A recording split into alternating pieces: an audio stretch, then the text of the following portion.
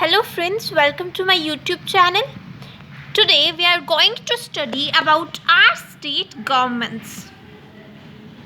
Okay, तो state आपको पता है गवर्नमेंट्स जो होती हैं वो टू टाइप्स की होती हैं.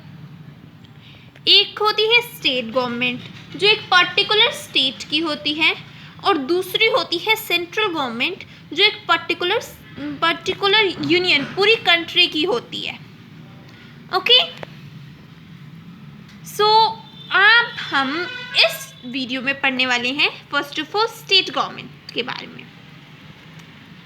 सेंट्रल गवर्नमेंट हमें पता है यूनियन गवर्नमेंट भी कहते हैं और उसे मेन गवर्नमेंट कहते हैं जो हमारी पूरे इंडिया को पूरी कंट्री को चेकआउट करती है. ओके जो पूरी कंट्री पे गवर्न करती है उसे सेंट्रल गवर्नमेंट और जो पर्टिकुलर स्टेट पे गवर्न करती है उसे हम कहते हैं स्टेट गवर्नमेंट.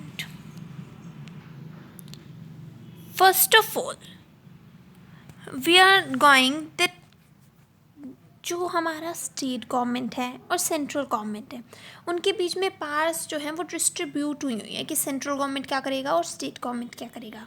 तो वो किस बेसिस पर डिस्ट्रीब्यूट हुई है उनकी पावर्स या उनकी जो फंक्शंस हैं वो किस बेसिस पर हैं वो यहाँ पर दिया हुआ है आपको.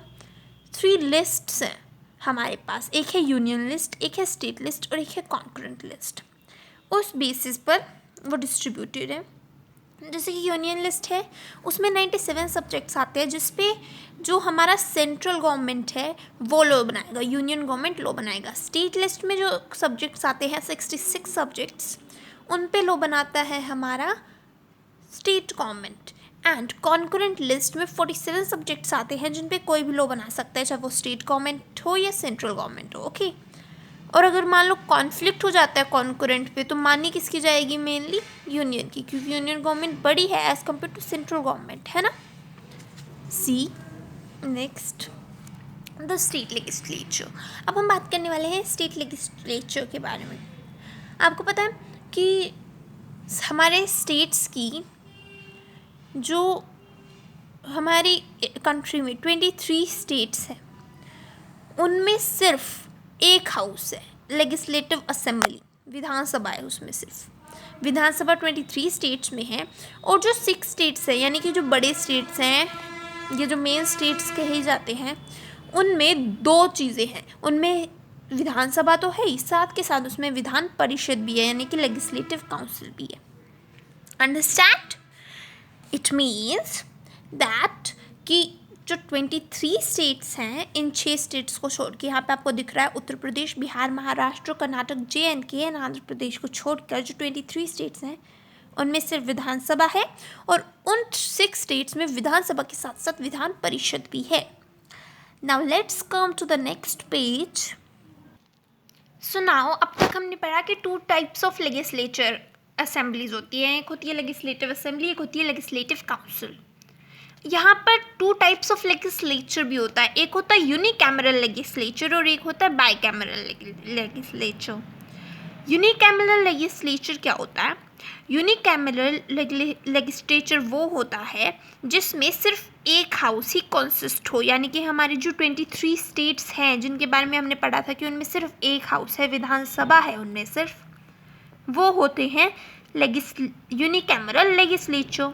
और जिनमें हमने पढ़ा कि उनमें विधानसभा तो है ही और साथ के साथ उनमें विधान परिषद भी है, वो होते हैं हमारे bicameral legislature. See here bicameral legislature consisting of 2 houses is known as bicameral legislature. Done. Now the next पे देखिए. अब हमारी बात होती है कि एक असेंबली है, ठीक है, लेजिस्लेटिव असेंबली है. लेजिस्लेटिव असेंबली सारे स्टेट्स में होती है. लेजिस्लेटिव असेंबली सारे स्टेट्स में है और जो लेजिस्लेटिव काउंसिल है वो सिर्फ 6 स्टेट्स में है ना.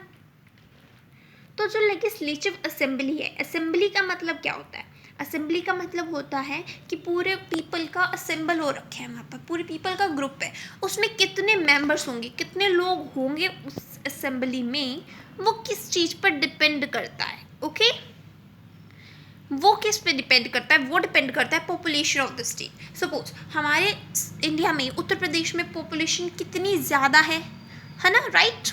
सो वहाँ पर जो है असेंबली, जो लेजिस्लेटिव असेंबली है, उसकी जो पीपल होंगे, उसके जो मेंबर्स होंगे, वो हो सकता है 500 हों, 400 हों, 300 हों, लेकिन 500 से ज़्यादा नहीं हो सकते, क्योंकि 500 जो है, यहाँ पर आप देख सकते हैं 500 हमारी मैक्सिमम स्ट्रेंथ है of members of legislative assembly. आप बात करें कि मिनिमम, जैसे कि सिक्किम में बहुत कम लोग रहते हैं, बहुत कम पॉपुलेशन है, तो उसमें मिनिमम 60 बंदे तो होंगे उसकी लेजिस्लेटिव असेंबली में। Okay, so minimum strength of a legislative assembly members is 60 and maximum strength of legislative assembly is 500. Right? Now come to the next page. Functions of state legislature. अभी हमने पढ़ा state legislature 2 types के होते हैं, है ना? कौन कौन से होता है? विधानसभा, विधान परिषद, मतलब कि legislative assembly and legislative council. अब हम पढ़ने वाले हैं कि स्टेट लेजिस्लेचर के फंक्शंस क्या होते हैं, यानी कि वो जो 2 असेंबलीज हैं या वो लेजिस्लेचर है पूरा, unicameral legislature and bicameral legislature, वो क्या क्या फंक्शंस परफॉर्म करता है। सो इसके 3 फंक्शंस दिए हुए हैं यहाँ पर आपको। फर्स्ट फंक्शन क्या है जो हमारा स्टेट लेजिस्लेचर परफॉर्म करता है, वो है it makes the laws for the state. यानी कि हमने अभी पढ़ा स्टेट जो होते हैं, स्टेट गवर्नमेंट, वो किस लिस्ट से लॉ बनाता है? स्टेट लिस्ट से। तो जो लॉज होते हैं वो स्टेट लेजिस्लेचर बनाता है स्टेट के। ओके, और annual budget of the state, की स्टेट में कितना एनुअल बजट होगा वो भी कौन पास करता है? State legislature. The next it keeps a check on the council of ministers, यानी कि वो काउंसिल ऑफ, पूरी जो काउंसिल है मिनिस्टर्स की, उन पे एक चेक रखता है, यानी कि वो पूरा ध्यान देता है कि जो काउंसिल ऑफ मिनिस्टर्स है, जो रेल मंत्री है या फिर जो होम मिनिस्टर है हमारे स्टेट का, वो किस तरह से काम कर रहा है। वो सारे डिपार्टमेंट्स जो हैंडल करते हैं उन्हें काउंसिल ऑफ मिनिस्टर्स बोला जाता है। तो वो मंत्री ठीक काम कर रहे हैं या नहीं कर रहे हैं, उसको कौन ध्यान देता है? State legislature. Next we are going to study is about the governor. हर स्टेट का एक गवर्नर होता है। याद रहे, जिस तरह से मान लो सपोज प्रेसिडेंट है ना, तो जैसे प्रेसिडेंट है वैसे ही गवर्नर होता है। ओके, और जैसे प्राइम मिनिस्टर है वैसे ही सीएम, वो पीएम होता है, सीएम हमारा, ठीक है। PM equals to CM and governor equals to president. तो गवर्नर क्या करते हैं? एक स्टेट, हर स्टेट का होता है, वो सेंट्रल का गवर्नर नहीं होता, सेंट्रल में होता है प्रेसिडेंट। तो गवर्नर को राज्यपाल भी बोला जाता है। रिमेंबर इट ऑलवेज, जब हम न्यूज़ देखते हैं हमें राज्यपाल बहुत बार सुना होगा। तो governor is also known as Rajyapal, और वो अपॉइंट कौन करता है उसे? President of India for 5 years. 5 साल के लिए वो गवर्नर अपॉइंट किया जाता है और उसे डायरेक्टली अपॉइंट करता है प्रेसिडेंट ऑफ इंडिया, यानी कि जो पूरे इंडिया का प्रेसिडेंट है वो सारे के सारे स्टेट्स, 28-29 स्टेट्स के, वो क्या करता है? गवर्नर को अपॉइंट करता है। एंड गवर्नर जो है वो बहुत फंक्शंस भी परफॉर्म करता है। चीफ मिनिस्टर, सीएम से गवर्नर एडवाइस लेता है और वो फंक्शंस परफॉर्म करता है, ठीक है। अब हमने बात की कि वो सीएम से एडवाइस लेता है। अब हम पढ़ेंगे कि सीएम क्या होता है, लेकिन उससे पहले यहाँ पर हम सीएम से आने पहले हम गवर्नर की पार्ट्स को डिस्कस कर लेते हैं, गवर्नर के फंक्शंस को डिस्कस कर लेते हैं। ओके, सो जो फर्स्ट फंक्शन है गवर्नर का, वो आता है हमारे पास कि गवर्नर जो है वो leader of the majority party, यानी कि जिसे जो गवर्नर है ना, वो सभी डिपार्टमेंट्स के हेड कौन होंगे? काउंसिल ऑफ मिनिस्टर्स नहीं, जो मेजॉरिटी पार्टी है वो लीडर होता है, ठीक है। यानी कि जो पार्टी है उसका अध्यक्ष कौन होगा? वो गवर्नर अपॉइंट करता है, समझे। जैसे कि हमारी पार्टी बीजेपी का अध्यक्ष अभी है अमित शाह, तो वो किसने अपॉइंट किया? उसको गवर्नर ने। नाउ कि वो चीफ मिनिस्टर को भी अपॉइंट करता है। नेक्स्ट इज जो काउंसिल ऑफ मिनिस्टर्स है पूरी की पूरी, वो भी गवर्नर ही अपॉइंट करता है चीफ मिनिस्टर से एडवाइस लेकर। और जो लेजिस्लेटिव असेंबली यानी कि विधानसभा होती है स्टेट की, वो उसे एड्रेस भी कर सकता है, यानी कि वो चाहता है कि भाई लेजिस्लेटिव असेंबली में कोई डिस्कशन होनी है इंपॉर्टेंट, तो वो क्या करेगा, वो बुला लेगा सभी मेंबर्स को कि लेजिस्लेटिव असेंबली हम एड्रेस करने वाले हैं, तो प्लीज़ कम। वो समन भी कर सकता है और डिज़ोल्व यानी ख़त्म भी कर सकता है लेजिस्लेटिव असेंबली को, और उसके बाद फिर से इलेक्शन होंगे, फिर से वो क्या करेगा, लेजिस्लेटिव असेंबली के मेंबर्स को इलेक्ट करेगा। नेक्स्ट इज एवरी बिल, कोई भी बिल है जो स्टेट लेजिस्लेटिव असेंबली पास कर रही है, वो लॉ तभी बन पाएगा वो बिल जब गवर्नर कॉन्सेंट देगा अपना। ओके, सो अब हम थोड़ा सा रह चुका है हमारा बस चीफ मिनिस्टर और उसकी काउंसिल ऑफ मिनिस्टर के बारे में। जैसे हमने बताया था सीएम के बारे में हम बात करेंगे, तो सीएम होता क्या है, वो बहुत इंपॉर्टेंट। अगर हम एक स्टेट गवर्नमेंट की बात कर रहे हैं ना, तो उसमें चीफ मिनिस्टर्स और काउंसिल ऑफ मिनिस्टर्स और गवर्नर, ये तीन चीज़ ऐसी है जो बहुत इंपॉर्टेंट है, मेन है। चीफ मिनिस्टर हेड होता है, ठीक है, एक स्टेट गवर्नमेंट का, और बहुत इंपॉर्टेंट फंक्शनरी होता है स्टेट गवर्नमेंट का, उसे सारी रियल एग्जीक्यूटिव पावर्स मिलती है, यानी गवर्नर्स के तो सिग्नेचर्स चलते हैं, is not the real executive. Real executive कौन होता है, चीफ मिनिस्टर, और वो गवर्नर और काउंसिल ऑफ मिनिस्टर, जो उसकी काउंसिल ऑफ मिनिस्टर उनके बीच में एक लिंक का काम करता है कि उन्हें किस तरह से, जैसे गवर्नर जो चीफ मिनिस्टर है वो कांटेक्ट में रहेगा गवर्नर के साथ भी और अपनी काउंसिल ऑफ मिनिस्टर्स के साथ भी, तो इस तरह से वो उन दोनों के बीच में लिंक का काम करता है।